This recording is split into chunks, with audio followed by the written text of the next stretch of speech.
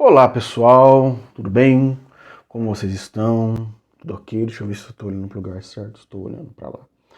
Bom, na verdade a prosa de hoje é uma coisa que eu já estava planejando, né, comentar.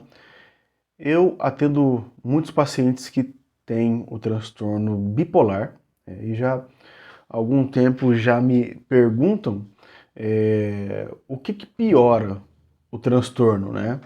O que, o, o que que a gente sabe que é um, um transtorno que tem episódios onde a pessoa ela se encontra com mais energia, que é a fase mania, onde a pessoa pode se encontrar mais depressiva, né, que é aquela depressão mais bipolar, né, e pode ter um misto dessas coisas, que é a fase mista, onde a pessoa ela não consegue lidar, vamos dizer assim, com muitas coisas que acontecem à volta dela. Né? É claro que a gente não consegue lidar com as coisas da melhor forma possível, na grande maioria das vezes, mas quando a gente pensa no transtorno bipolar, a gente não está falando de um transtorno depressivo maior só. A gente não está falando disso, né? A gente está falando de uma coisa que não é uniforme, né? Quando a gente pensa no transtorno, a gente está falando em uma gama de outros transtornos e comorbidades que essa pessoa ela pode ter, né? Então ela pode ter depressão, ansiedade, agitação, euforia, impulsividade, a pessoa pode ter irritabilidade, ela pode chorar por qualquer coisa, tudo que acontece à volta dela pode ser um gatilho para alguma coisa ruim, e vai ter momentos, né, da mania que a pessoa vai ter muito mais energia e ela não vai conseguir ter um freio daquilo, vai ter momentos que posteriormente vai haver uma depressão. Esse estado misto é mais perigoso, né? Você tem artigos, estudos que o indivíduo com o transtorno bipolar, ele pode tentar tirar sua própria vida, muitas vezes, né? E esse transtorno, ele conforme vai passando o tempo, né? A gente identifica isso como recaídas.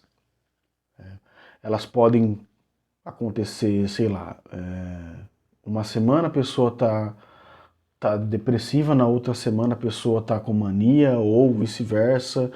Isso pode durar um tempo, pode ter um grande período de tempo em que a pessoa passa por esses episódios, né? E tem gente que é bipolar, por exemplo, e nem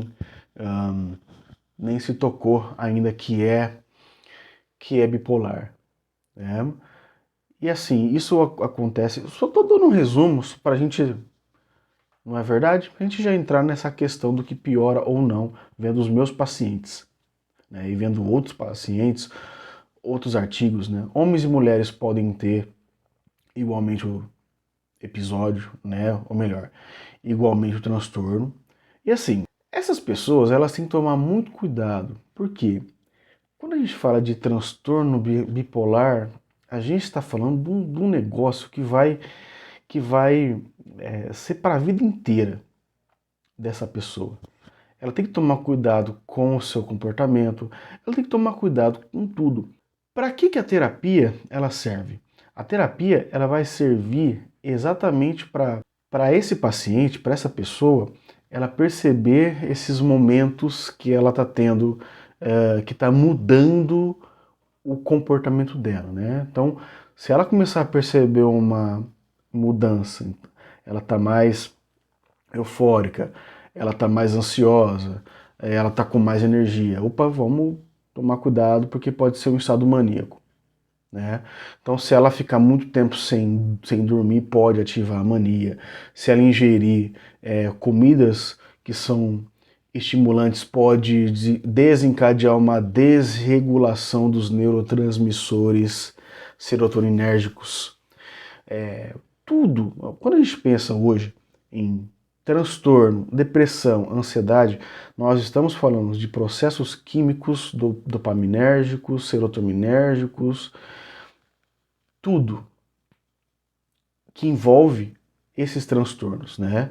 Então essa pessoa que tem a bipolaridade, ela tem que comer bem, não pode comer muito açúcar, tem que beber muita água, não pode beber muito estimulante. Pô, a gente já não pode beber café, né?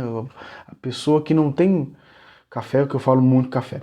A pessoa que já tem um problema com algum, ou não tem, né? Transtorno ou não, já não pode tomar muito café porque aquilo vai inibir, né, a nossa melatonina, né? Então, ao longo do dia, claro. Então, assim, não é bom que ela tome também. É bom que essa pessoa faça, né, a pessoa bipolar, ela faça um acompanhamento multiprofissional, né, de várias pessoas, de vários profissionais, porque pode haver, com certeza vai ter recaídas e episódios ao longo do tempo. Só que quando essa pessoa ela tem essa noção de que, poxa, eu não posso dormir mal, eu não posso comer mal, eu tenho que me exercitar, né? O exercício é muito interessante. Quando a gente acorda, por que é ideal a gente já fazer um exercício físico? Né? Tem um tempinho ali, faz um exercício físico, porque nós vamos ter essa ativação física ao longo do dia, né? Ao longo do tempo, e essa ativação física ela vai melhorar as nossas cognições, né? Então, é ideal que a pessoa faça, cara, vai para uma academia, faz uma caminhada. Se você tá me ouvindo, eu vou mandar para alguns pacientes meus também, né, que tem o transtorno, que tem o diagnóstico.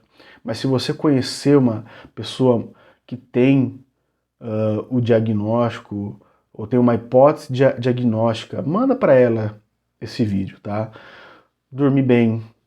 Não dormir bem já é uma coisa ruim para a gente, né? Imagina para uma pessoa que já tem uma desregulação dos neurotransmissores, né? Uma desregulação emocional, sentimental, tem uma tendência a uma mania, a episódios, a uma depressão. Isso é um veneno. Você dormir de forma disfuncional é um veneno. Usar drogas, então, substância, cocaína, álcool, alguns antidepressivos também pode desregular essa parte mais afetivo-emocional dessa pessoa, né? Que é onde a pessoa ela fica em uma desesperança posteriormente a crises, né? Então, todos os dias, cuidados devem ser tomados pelos pacientes. Lembrem-se, eu não vou, quando eu falo que é o Postas com Prosa, eu não sou muito técnico, né? Apesar que eu já falei umas coisas técnicas aqui, mas eu não sou muito técnico. É uma conversa, né? Esse é o quadro, eu proponho isso nesse quadro, né? Mas assim, tem que ter uma rotina. O paciente bipolar ele tem que ter uma rotina de exercício físico. O que eu vou fazer ao longo do dia. Tem que ter um hobby. Porque isso vai ativando comportamentalmente a pessoa. E posteriormente vai ativando as nossas cognições. As cognições da pessoa também vai ajudando. Rotina, processo medicamentoso. Se você é bipolar, não deixa de tomar os seus remédios. Não deixa de tomar os seus remédios. E uma coisa também que é muito em consideração é a família, né?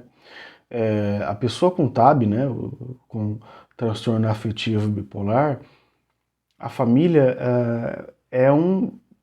o pilar mais necessário para todo quanto é tipo de transtorno, e não a família é um pilar social primário para todo mundo, né?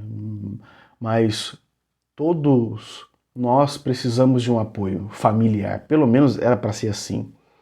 Era para ser assim, mas infelizmente muitas pessoas não têm esse apoio familiar que elas poderiam ter, né? Então, a família é muito importante, porque a pessoa bipolar ela tem essa dificuldade com as perdas ao longo da vida. E elas não conseguem interpretar algumas coisas que acontecem à sua volta, ainda mais quando elas estão nesses episódios, né? Então a família, nesse sentido, ela deve estar a par dos problemas do paciente. A família dessa pessoa que tem o transtorno não pode julgar esse paciente, né? Muitos relatos, né, em clínica é que, poxa, a minha mãe falou que eu tô com o capeta no corpo. Minha mãe falou que eu tô com o espírito no corpo, que eu tenho que fazer isso, que eu tenho que fazer aquilo. E, gente, o transtorno é um transtorno comportamental, afetivo, emocional, químico.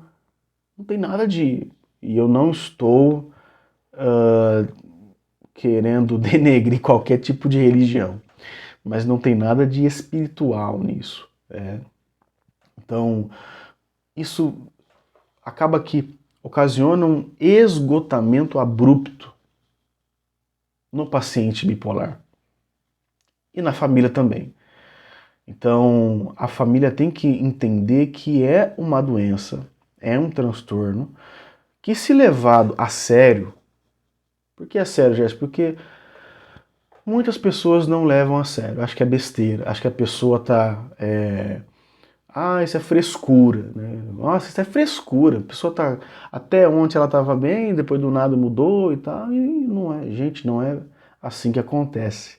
A gente tem que tomar muito cuidado com essa psicofobia, né? E a família, você que é familiar, você que conhece alguém que é familiar de alguém que tem o transtorno, manda esse vídeo para ela. A família tem que estar junta para ajudar nessas construções das relações interpessoais, sem julgar a pessoa, né? Porque é um transtorno muito difícil, a tendência dele é de piorar caso o tratamento não for correto, caso a terapia sempre tem que tratar com terapias baseadas em evidências. Chega desse negócio de, mas como é que tá? Não, tem que ser baseado em evidência, tem que ter um plano de ação. Então, até a terapia incorreta ajuda o paciente a ficar ruim. Se você for um paciente que tenha um transtorno bipolar, cara, faça uma terapia que seja baseada em evidências, sabe? Que vai realmente ajudar você, que vai te dar plano de ação, exercícios, exposição comportamental, tudo isso. Tudo isso, né? Porque tudo isso ajuda a melhorar ou piorar o transtorno bipolar, então. Como eu falo para vocês, esse quadro ele é mais uma conversa, certo? Se você me ouviu até aqui, você não é culpada nem culpado do seu diagnóstico, você não está endemoniado, você não está com... Esquece isso, gente, esquece isso aí. Isso aí são desregulações emocionais, químicas, de neurotransmissores, hormonais, né? Quando a gente pensa nas mulheres, né? E julgar uma pessoa, você se julgar dessa maneira, é a mesma coisa que você tá jogando lenha na fogueira, pilha, né? Tanto na sua vida, se você tem um transtorno, quanto na vida de alguém que tem o transtorno, né? Então, a gente tem que pensar muito bem no que a gente vai falar para as pessoas. A gente não sabe pelo que a pessoa está passando, né? Então, muito cuidado. Se você tem um transtorno, se você conhece alguém que tem um transtorno, manda esse vídeo para ela. E se cuida. Beleza? Então, até o próximo Poças com Prosas. Grande abraço. E fique bem, viu? Falou!